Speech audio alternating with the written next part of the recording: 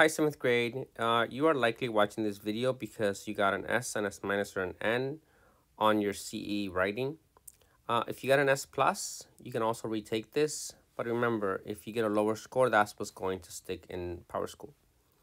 The first thing I want you to do is go and check your grade in Power School and see what you got.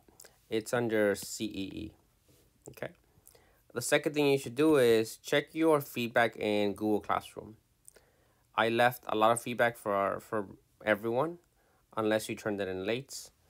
Actually, everybody should have feedback. So please take a look at that. Today, I'm going to go over several student responses, students that need a lot of work, and also students that got a good grade, so that you can understand the differences between a student that needs a lot of work and a student that did a good job. I will go over student responses on here. So if you see your response, nothing to worry about. But I will also go over different CEEs that are not related to this topic, but still follow that rule. Please pay close attention. You will have to get 80%. And there's also going to be questions that ask you to develop a claim or identify most relevant evidence. And you need to get those questions right. So let's start with student A. So the question was asking, how did the shift means change, if you remember. How did the shift, you don't have to write change, by the way. Just, some students say, how did the shift, and then parentheses wrote change. You don't have to do that. Shift means change, just for the sake of understanding what that means. From a nomadic means moving from place to place. To a settled, meaning staying put. How did a change from moving around to staying put impact human societies? That's what the question is asking. So this student said, the shift from a nomadic lifestyle to a settled farming life impacted human societies by being more efficient and effective. Now, I appreciate this person answered the question completely, but the issue with this thesis state or this claim is this right here. It needs to be more specific. Like, I don't know what efficient means or effective. Efficient, I really don't know. And then they go into their source. Here, I noticed that students provided some context. Context means some background information, right? What does that mean? So you could have talked a little bit about what nomadic is and what is farming. So provide a little bit of context if you can. So the issue here is that I don't know what I'm looking for, because I don't know what efficient means in this case. I know what efficient means, but I don't know, it's not specific enough. According to source A, so I appreciate the citing of the sources and the naming of the source. Despite the efforts involved, farming provided a more stable food supply. With agriculture, people could plan for their future growing and storing food to ensure that they had enough to eat year round. So here it looks like the student is talking about how people have more reliable food. So why didn't you say that? By settling down, people were able to have a more reliable food source, right? They could have just said that instead of becoming more efficient. Because of this, humans could focus on things like creating more advanced society. People began to build houses for larger groups of people. This was the start of religions. This is not related to your evidence. So that's why this is an issue here. Your evidence is about farming and how you have a more efficient way of life. I'm really confused by this whole paragraph. Here they forgot a transition word. In addition, also, furthermore, the shift from a nomadic lifestyle to a settled farming life impacted human societies by being more efficient. Oh, wait. So this paragraph is about this one, but it's confusing. It should be about the efficient one. And source C, so effective. So, and source C states. So again, some context would be great. The division of labor not only made communities more efficient, but it also helped form more interconnectedness and advanced societies where people could rely on one another's skills. And then they have the elaboration. Whenever I see elaboration like this, it's always not going to be good because it's so short. Food wasn't a problem, so they could get jobs to support the villages. This person probably got an S minus. It all starts with the claim. If your claim is confusing, nothing else really can fall into place. They have good evidence, but good for what though? Right? If you don't, the evidence seems like it's relevant, but for what? Again, if your claim is weak, it's not going to work out. Student B. The shift from a nomadic lifestyle to a settled farming life impacted human societies by being more efficient and effective. Isn't this the same thing? This is the same answer, I'm sorry. All right, let's go to student C. The shift from a nomadic lifestyle to a settled farming life impacted early human societies. This person has a claim, but they don't have a reason. They don't have two reasons. And that's why this is an issue. So here's some context would be great. In source D, settling down, it states. So again, I don't know what they're answering, right? I don't know what their reason is, so I'm not sure what to look for in terms of evidence. When humans figure out how to farm, it drastically improved their way of life. Prior to farming, people lived as nomads, constantly moving from place to place to another, hunting animals and gathering wild plants for food. The evidence leads me to believe why the shift from nomadic lifestyle changed the lives of humans. How? You didn't actually explain anything. You say, yeah, it changed, but there's no explanation. Yeah, people did change, right? And then, again, transition word, missing. In addition, also, furthermore. So again, here you will have your claim with your second reason, but because this person doesn't have reasons, they just go into their sources. I said, please don't start your second paragraph just jumping into the sources. It doesn't work. In source controlling animals, it states, domestication changed the way people lived. But before this, people were nomadic, traveling from place to place in search of wild animals and plants to gather. Domesticating animals along with farming helped allow people to settle in one place for a longer periods, creating more stable communities. And then this explains, no, it doesn't. You're not explaining anything. You didn't explain anything. This explains why staying in one place helped humans. If I was grading this just an elaboration, this would be an N. You actually didn't explain anything. Student D. The shift from a nomadic lifestyle to a settled farming life impacted early human societies because it allowed for more complex societies. That's a good reason to form, and allow people to have specialized jobs. These are great reasons. These are great reasons. Someone said it impacted people because they learned how to farm. No. I want to know how the farming led to how it changed society. The issue with that is that some of you guys have really weak reasons. So a lot of the issues that I noticed was that students just had really weak or confusing reasons. So this is a really great reason, right? By settling down, people are able to do this, and people are able to do this, right? Again, by settling down, people are able to have a more complex society, and people have specialized jobs. Not everybody's a farmer. Before, you see how they have some context here? This is great. I love the context. It really makes your paragraph stronger. Before, people were mostly, here you might need a comma. Before, otherwise you'll say before people. Before, people were mostly just moving around and living an unpredictable life. They mostly depended on the animals and plants that they would find upon their journey. This is a mistake, a typo. This life wasn't really the best life because they wouldn't really know if they had enough food. And then they cite their source. You see how they cited their source here? You see how there's a claim? There's some context. Context means some background information. And then they have their evidence. Their evidence says, as farming communities grew, more people began to build permanent homes and settle in large groups. This led to the development of early villages and cities, allowing for more complex societies to form. One thing that I would avoid is using this into your claim. In contrast to nomadic lifestyle, farming was a much better and more predictable life. People will be able to build homes and make tools. These tools will make life easier. For example, the plow. The invention of the plow, so they go into how that might have impacted. It's a little off topic, but also, I love the transition. The shift from nomadic lifestyle to farming lifestyle impacted early societies because it allowed people to have specialized jobs. People are not everyone's a hunter. Before, people didn't really have jobs. This was due to the fact that they didn't settle down in one place.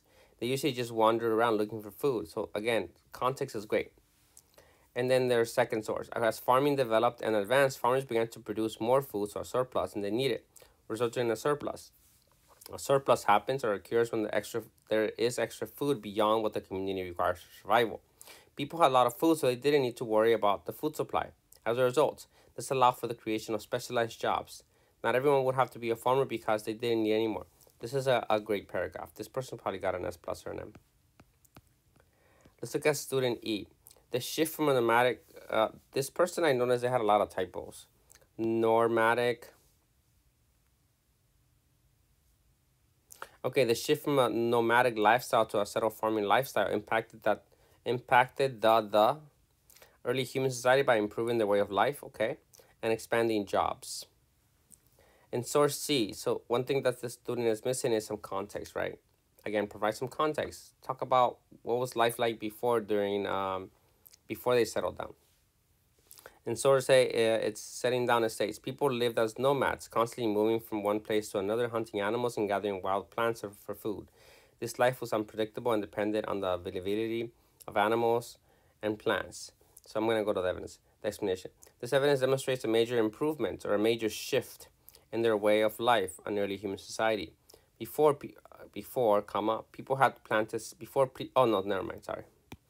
people had planted seeds, more people would die because there might be not enough animals.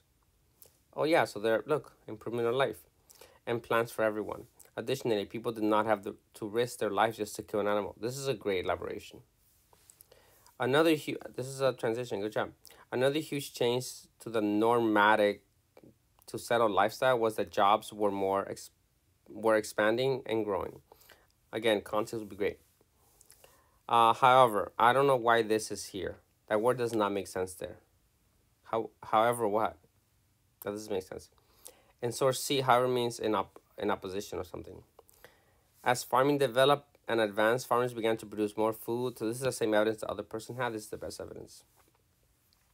As a result of all the jobs, people could be what they wanted. As a result of all the jobs, that doesn't make sense. Chose their own jobs. Additionally, it complex the society, making people rely on each other for daily needs. Finally, so there's some mistakes with typos that kind of impact the overall grade. But remember, your grammar and punctuation is about 10% of your writing. So you can still get a good score even if you have a lot of typos. But you have to be careful because if your claim is okay and your evidence is okay, elaboration is good, but your grammar and punctuation is bad, it's going to drop your grade, maybe even to an S, right? So you have to be careful with that. Let's look at student F. The shift from a nomadic lifestyle to a settled farming life impacted early human societies by consistently having food and being able to work in other activities. This is a great claim, right? People are able to have plenty of food and people are able to work on different things. Don't say people were able to farm. People were able to domestic animals. What the question was asking is, the fact that they settle down and they farm and they have animals, what does that do? Right? What does that do? Some of you guys said by settling down they could farm and domestic animals. That wasn't what I wanted. What I wanted was, what is the effect of being able to settle down and domesticate animals and farm? What is the effect of that? One is they have more food, consistent food, and they can work on different activities. This person got an M. Again, I didn't ask for the context, but I'm going to start asking it. Okay, so provide some context here. Again, context is that background information, right? Before they settled down, what were they doing? They were constantly hunting for food. Everyone was a hunter-gatherer. They didn't stay in one spots because they didn't grow their own food. They had different plants. They had different, not plants, they didn't have a system of agriculture. Another way of settling down impacted the nomadic lifestyle was having the ability to work on other activities. So again, some context here would have been great. In source B, it states, with more stable communities, people could focus on other activities beyond survival, such as developing new technologies or building permanent homes. One thing that this person could have had is, the reason why people are able to develop a stable, the reason why people are able to develop different jobs is because they have a surplus of food. And surplus of food happens when you have farmers and you have plenty of food.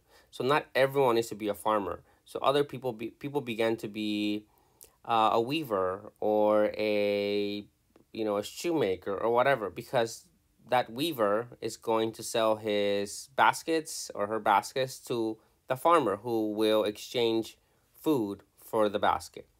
So you see, not everyone has to be a farmer now. You can do a different job because you can use those skills that you have to make whatever you're making and sell them or trade, barter. Okay, so let me show you guys some examples of another CEE. So here is a source. This is only one source. It's called The Life in the Coal Mines During the Industrial Revolution. The Industrial Revolution saw many children and adults working long. This is not the source. I don't think that's the source. I guess it could be. The Industrial Revolution saw many children and adults working long, grueling hours in coal mines under dangerous conditions. Mine owners prioritize or focus on production over safety, often neglecting or looking away the well-being of their workers. Children who were small enough to fit into narrow spaces were often employed to haul or carry heavy coal carts and perform other dangerous tasks. Hazardous means dangerous. The following is an account from Thomas James, a child miner who started working in the mines at the age of 8. And he says, I began working in the mines when I was just 8 years old. Every day, I leave home before the sun rises and return long after it has set. So he's working there all day. I work 12 to 14 hours underground, in total darkness except for the dim light in my lantern. The air is thick and hard to breathe, and I often cough because of the dust. My job is to crawl through small tunnels with a cart attached to my back and drag it to the main shaft. The carts are heavy and sometimes the ropes cut into my skin, leaving scars on my shoulders. I am always afraid that the walls will collapse or that I will get lost in the dark. Once I saw a boy about my age get crushed by a falling beam, like a piece of wood. He did not survive. We did not get any breaks. We do not get any breaks. And if we do not work fast enough, the overseer beats us with a stick. I am so tired that I can barely stay awake at the end of the day. My back and legs hurts all the time, and I have no time to play or go to school like other children. I don't know how long I can keep this work, but we need the money to survive. So the question says, in the passage, Thomas James the Kid describes the dangerous and demanding conditions faced by children miners during the Industrial Revolution. Develop a claim with 2 reasons explaining why working in the coal mines was harmful to children. So the question is asking, why is it hard? Why is it not hard? Why is it harmful? Be careful, because here you're going to say, some of you guys are going to start thinking it was harmful because it was hard. There's better examples. Cite at least 2 pieces of evidence from the source to support your claim. So this is a claim, evidence, elaboration. Evidence, elaboration. But remember here, in this, where I'm drawing this little dot, you're going to write your claim with your second reason. So this is what was developed. Working in the coal mines was harmful to children because it put them at risk of severe physical injuries. So you see, it nowhere does it say this in the text, does it? But you can infer that that's the case, that they are getting injured. So that's one reason it's dangerous. And deprived or kept them from the chances of having a normal childhood. So you see how this claim, I didn't just straight up pull it out of here, right? I developed it with my understanding of what's happening. So let me clarify what this claim says. Working in the coal mines was harmful to children because it put them at risk of severe physical injury, so they're in danger of getting hurt, and it deprived or kept them from having a normal childhood. A normal childhood, kids are playing, right? They're going to school, they're eating, they're happy, they're laughing, right? And that's not happening. That's not happening. I would have done some context, and if I could go back, I would provide some context between the claim and the evidence. But if you don't, I won't downgrade you. Thomas says, here I just said Thomas because there's only one source. Okay. Thomas says, the carts are heavy and sometimes the ropes cut into my skin, leaving scars on my shoulders. So this is my evidence. And look how long my elaboration is. This evidence shows that the physical demands of hauling heavy coal carts cause painful injuries such as cuts and scars, which are further exacerbated or made worse by the lack of proper medical care or rest. They're stuck in there. The continuous strain of pulling these scars through a narrow tunnel not only resulted in immediate injuries but also led to long-term damage to muscles and bones. So this is my elaboration. Such harsh conditions were particularly dangerous for children, whose bodies were still developing. These physical burdens, along with the constant threat of cave-ins and falling beams, made mining extremely hazardous for young workers, exposing them to life-threatening situations daily. So you see how I didn't just say, this shows that it was dangerous? Because some of you do that. You say, oh, this shows that it's dangerous. No, you didn't. You didn't actually show anything. You just repeated the claim. Transition word. Additionally, working in the mines deprived children of the chance of having a normal childhood. You see how I rewrote my claim with my second reason. Thomas says, I'm so tired that I can barely stay awake at the end of the day. My back and legs hurt all the time. So kids should not have this. Kids should not be facing this, right? If you're an adult, maybe because, you're an adult, you're working. But not a kid. My back and leg hurts all the time. And I have no time to play or go to school like any other children. Like the other children. This evidence highlights how the long hours of labor deprive children of rest, education, and social activities, which are crucial for the development of well-being. Instead of engaging in activities that foster growth and learning, child minors like Thomas were trapped in a cycle of exhaustion and pain. This lack of education and playtime hindered their intellectual and emotional development, preventing them from acquiring the skills and experiences needed for a better future. The physical and physiological tolls of such labor deprive them of the opportunity to enjoy by other children, ultimately trapping them in a cycle of poverty and hardship. So this is a really good CEE. Again, some context would have been great here. And then I have a concluding paragraph. I know I didn't ask for a concluding paragraph last time, but if you would like, you're more than welcome to. For your next CEE, I will be requiring a concluding paragraph. In this case, I'm not going to downgrade you for it because I didn't talk about it in class. Overall, the coal mines were a dangerous environment for children, as the dangers of working conditions put them at constant risk of injury or death. Furthermore, demanding, so I just summarized it. Here's another one. This is on the Black Death. This has two sources. The Black Death, which we're going to focus on later in the year. So this is the impact of the Black Death on European society and the Renaissance and the birth of European culture. The Black Death, which swept Europe from 1347 to 1351, was one of the deadliest pandemics in human history, killing an estimated 25 million people. The plague spread rapidly, devastating towns and cities, and causing widespread fear and chaos. The high mortality rate led to severe labor shortages, as entire villages were wiped out.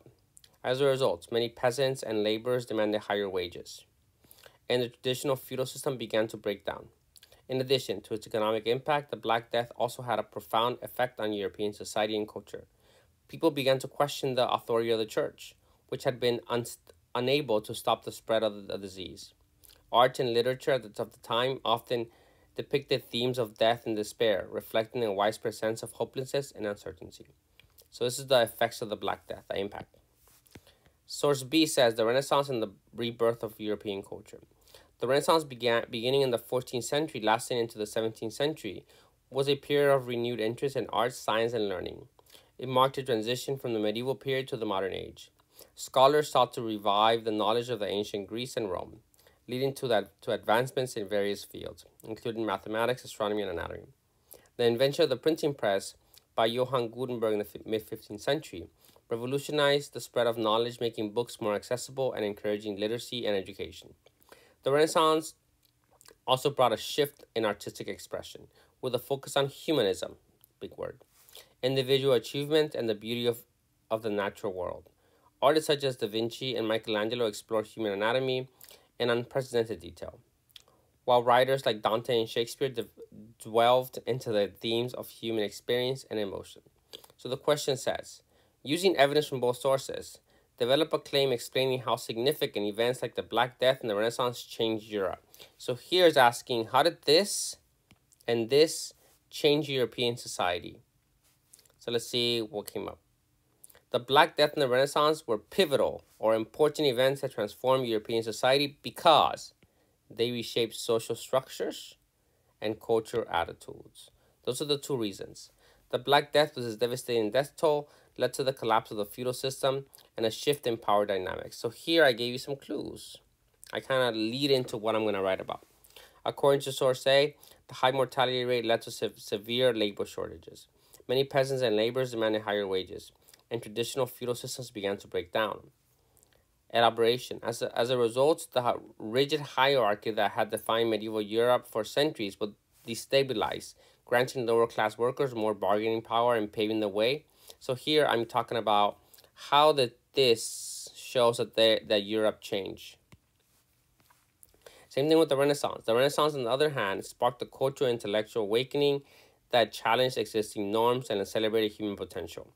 Source B states the invention of the printing press by Gutenberg revolutionized the spread of knowledge. So here I have my elaboration for that. And then here I'm going to have my conclusion. Let's do one more and then we're done. In 1440, Johann Gutenberg invented the printing press in Germany. This invention changed the way information was shared. Before the printing press, books were copied by hand, which took a long time and made them expensive. Only wealthy people and churches had access to books. With the printing press, books could be made much faster and cheaper, so it was like a printer. As a result, more people could afford to buy books and learn to read. How to read. This helped spread new ideas quickly across Europe. People started learning about science, history, and different cultures. The printing press also made it easier for people to question what they were told by leaders and the Catholic Church because they could read and think for themselves. Source 2.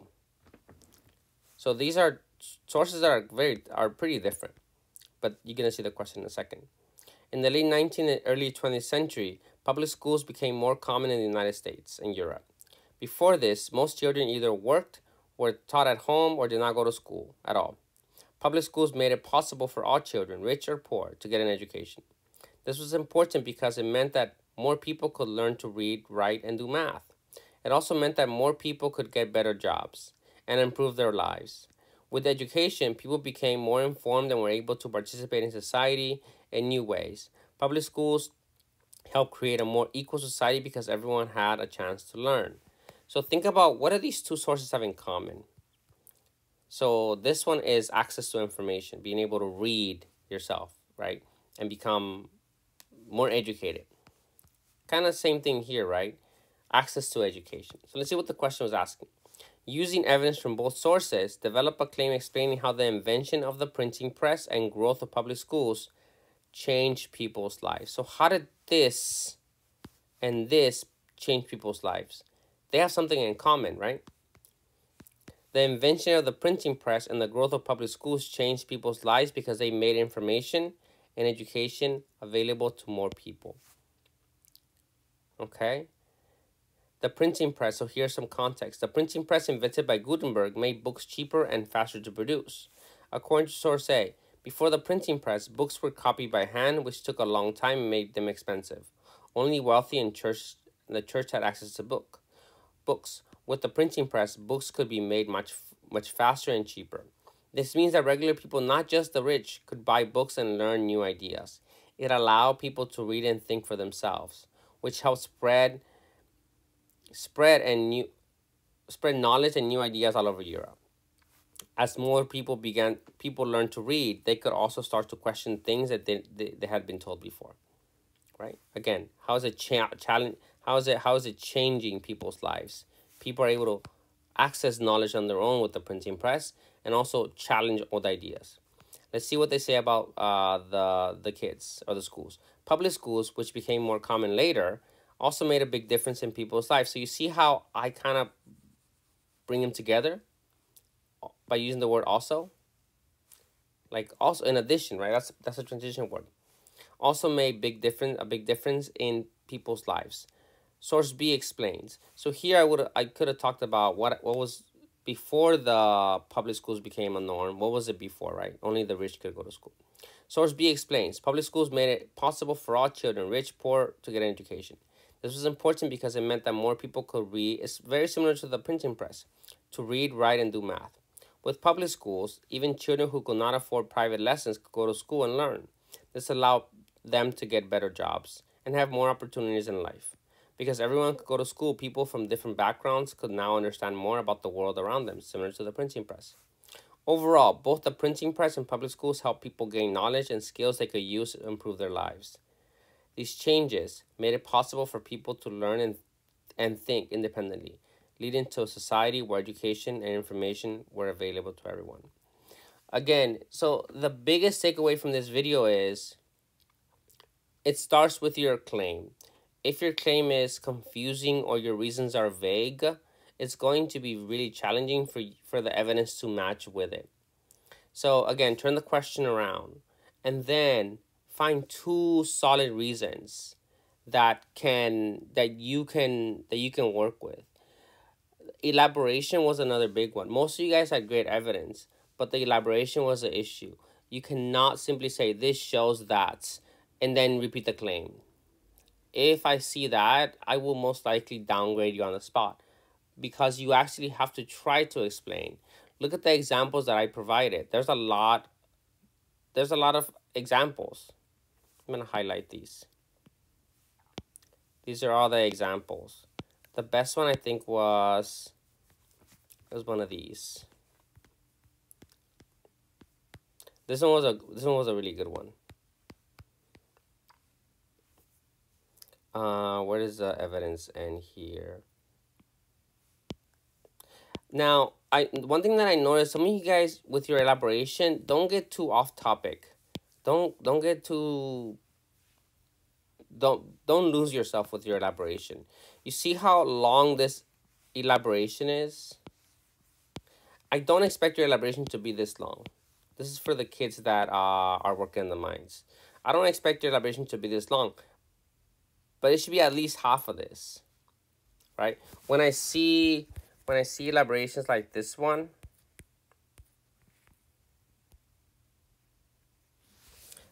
this student really struggled because of the human could focus on things.